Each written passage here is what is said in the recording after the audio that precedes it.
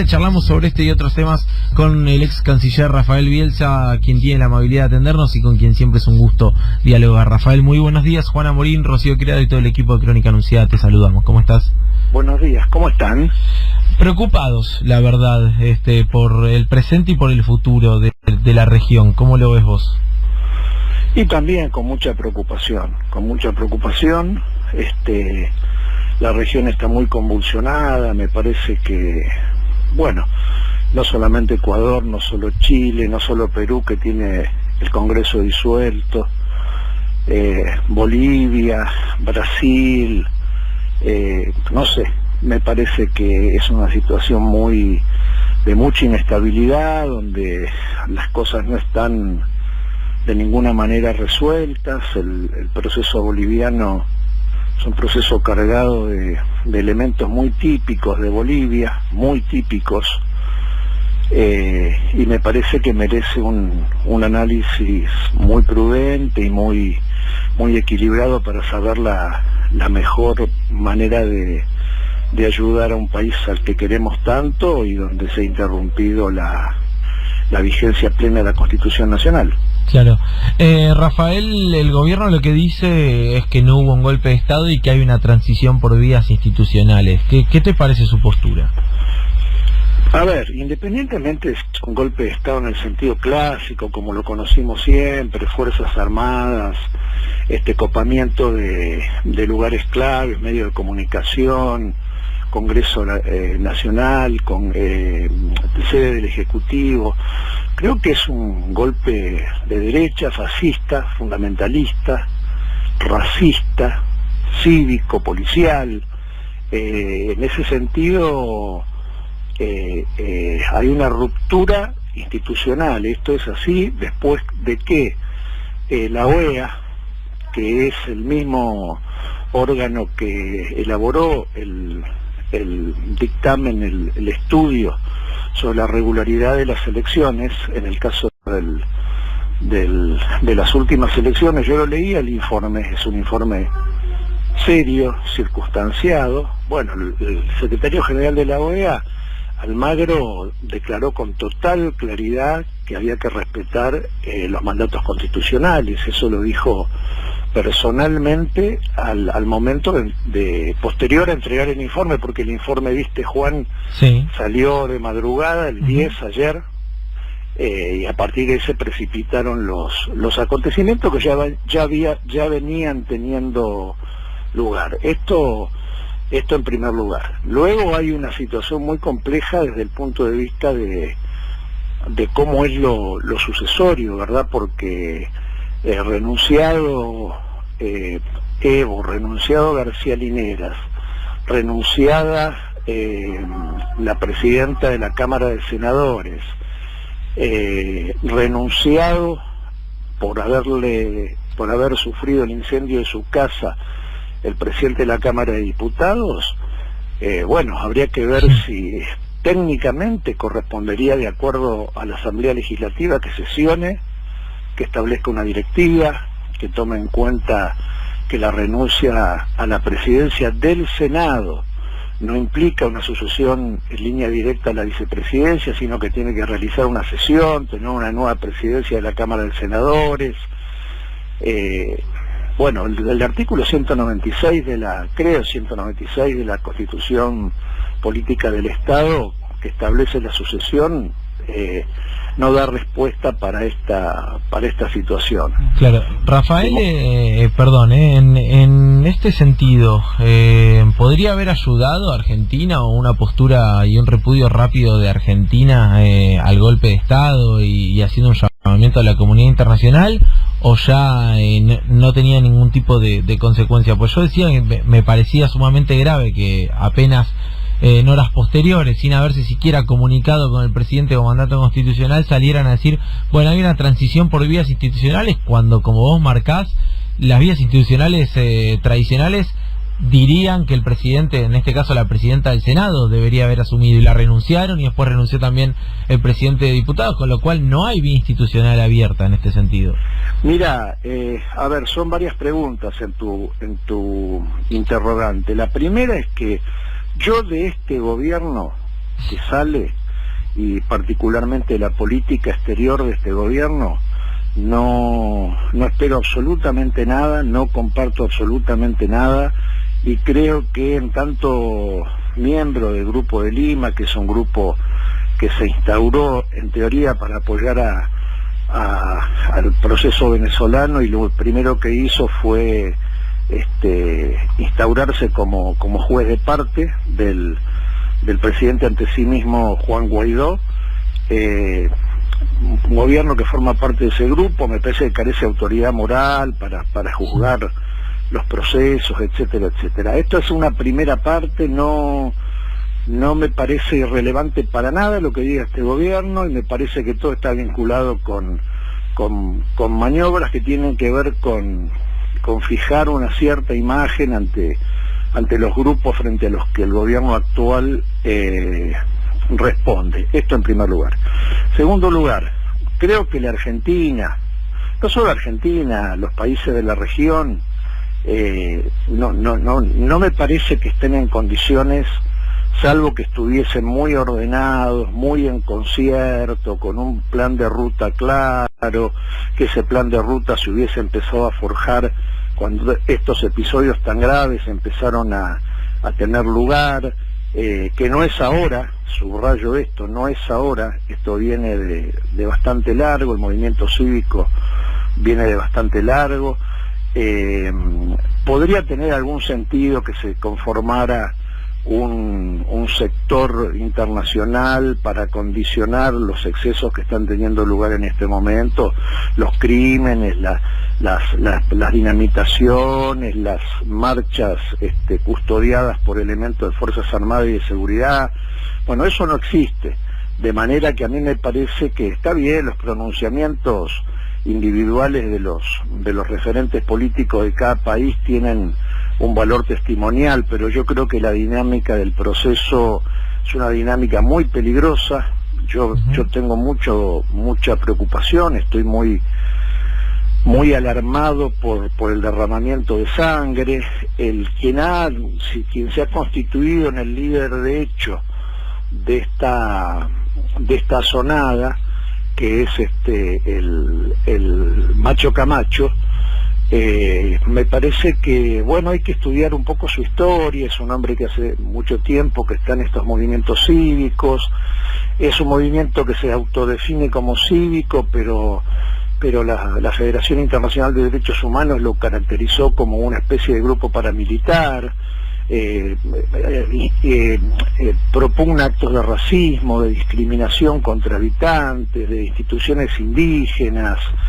Él es una persona muy asociada a las actividades empresariales de una parte del país que es históricamente fue una parte del país, el oriente de Bolivia, una parte del país hostil al sector que gobierna, que tiene la mayoría de la Asamblea Plurinacional, que es el MAS, el Movimiento al Socialismo. Es un hombre que ha sido mencionado en los Panama Papers como creador, como intermediario para crear sociedades distintas que tienen que ver con esconder fortunas.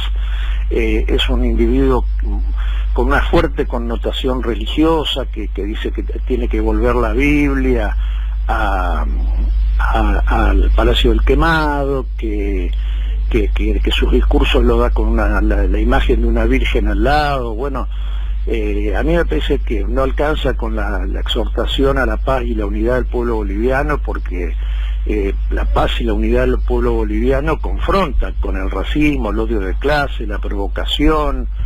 Entonces el panorama es sumamente fluido. El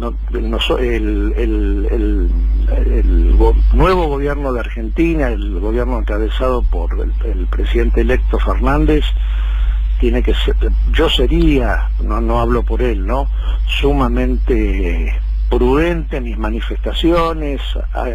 Expresarse es una cosa, ayudar es otra. Bueno, qué sé yo, hay, como ustedes saben, hay desde detenciones concretas, como las autoridades del Tribunal Supremo Electoral, la señora María Eugenia Choque fue detenida. También se dice que hay una orden de aprehensión de Evo Morales, aunque esto fue desmentido por el jefe de la Policía Nacional. Pero bueno, te repito, es un momento sumamente fluido, extraordinariamente fluido, donde tenemos que ser muy respetuosos, sabiendo que solos lo que podemos hacer es poco. Claro, Bielsa, Sebastián Cazón lo saluda. Ayer Evo Morales justamente denunció que había instrucción de ejecutar una orden, como usted decía, de aprehensión hacia su persona. Eso después el comandante de la policía lo desmintió, pero bueno, el orden institucional está quebrado, así que puede pasar absolutamente cualquier cosa. ¿Cree que hay posibilidad de que lo detengan a Evo Morales y que peligre también su integridad física? Sí, absolutamente creo que peligra su integridad física. También me parece que, no es que me parezca, ya ha dicho este señor Camacho que se va a presentar una moción de responsabilidad ante la Asamblea contra Evo, contra Álvaro García Linera, una moción de responsabilidad implica un juicio. Sí. De modo que todas estas preocupaciones que nosotros estamos expresando tienen un correlato con la realidad si bien este señor Camacho llamó a la unidad opositora, Carlos Mesa, el candidato de la coalición Comunidad Ciudadana, que quedó segunda en las elecciones, no ha sido involucrado en todas estas cuestiones. Hay un personaje extraño e influyente, que es el presbítero Chi Yung Chung, sí, que es un presbítero, un pastor presbiteriano ultraconservador, que tuvo el 15% de los votos, cuyo rol no se conoce. Es una situación, te repito, extremadamente compleja. Yo tengo preocupación por la integridad física de Evo, la integridad física de Álvaro, y también por la de muchas otras autoridades. ¿Pero crees que pueden asesinar a Evo Morales a ese punto? No me gustaría usar esa palabra, porque vos sabés que las palabras son hechos de habla. Entonces, cuando uno dice algo... Pero cuando referís integridad física, entiendo que habla... Sí, en un contexto de apartamiento de la ley, donde no se sabe quién llega primero al Chapare, suponiendo que Evo está en el Chapare, no se sabe quién lo aprehende primero, no se sabe si va a haber una cierta cobertura del episodio de la aprehensión, si se produjera con custodia de la evidencia posterior. Claro. Son episodios de azonadas que a mí me traen a la mente lo que pasó con Libia, ¿no es cierto? Me traen a la mente cuando la situación institucional se pone tan líquida.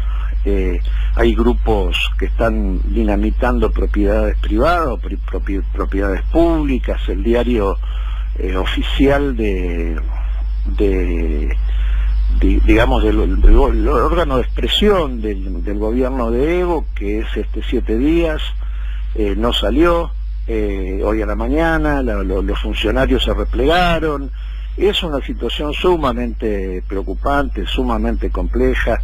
No quiero decir palabras altisonantes, pero si me preguntás en lo personal si yo tengo claro qué hacer para ayudar a un pueblo que quiero tanto y a un dirigente que quiero tanto, que él mismo había dicho, quiero remarcar esto, él mismo había dicho que había habido un proceso de desgaste del gobierno, de su propio gobierno, lo había dicho como una autocrítica. También había dicho que había disensos internos en su propio gobierno, de manera que me parece que se juntan los elementos de una tormenta, de un vacío de poder y de una ocupación de ese vacío por sectores que son probadamente violentos.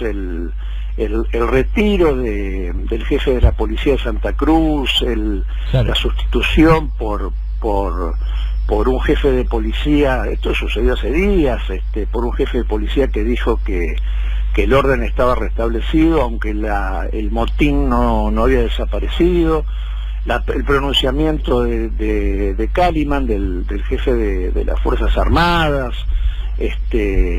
no sé, no es un golpe de Estado como lo conocimos históricamente, como lo decía al principio, pero es una ruptura del orden institucional contra lo que opinó la Organización de Estados Americanos, y me parece que los sectores sanos, o los sectores que defienden los intereses populares y la continuidad institucional en América Latina no tienen un foro como en su momento fue UNASUR para poder producir pronunciamientos que, aún con alguna deserción o matiz, tuviesen cierta posibilidad de causar efectos en este caso sobre Camacho y sus seguidores. Claro.